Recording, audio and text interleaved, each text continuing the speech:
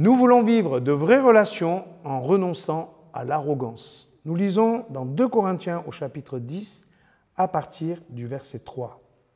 En effet, si c'est bien dans la chair que nous vivons, ce n'est pas selon la chair que nous combattons, car les armes avec lesquelles nous combattons ne sont pas celles de la chair. Cependant, elles ont le pouvoir, du fait de Dieu, de démolir des forteresses. Nous démolissons les raisonnements et toute hauteur qui s'élève contre la connaissance de Dieu, et nous nous emparons de toute pensée pour l'amener captive à l'obéissance du Christ. Paul s'interroge sur l'étonnant paradoxe de vivre libre dans cette prison, cette réalité, ce corps, notre chair, notre réalité peuvent être des prisons.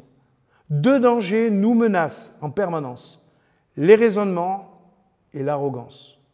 Notre culture s'oppose à Dieu et elle a des arguments, mais nos raisonnements restent étroits, nous empêchent d'entendre Dieu. Ils nous enferment dans une réalité dans laquelle la présence et l'intervention de Dieu ne sont pas prises en compte.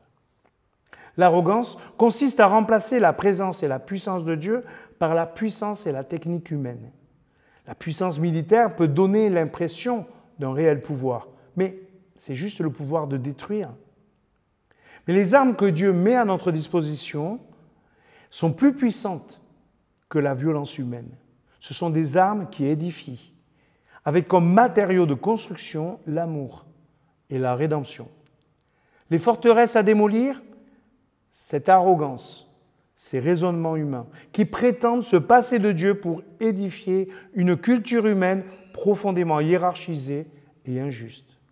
Oui, notre raisonnement et notre puissance sont limités, un peu prisonnières même.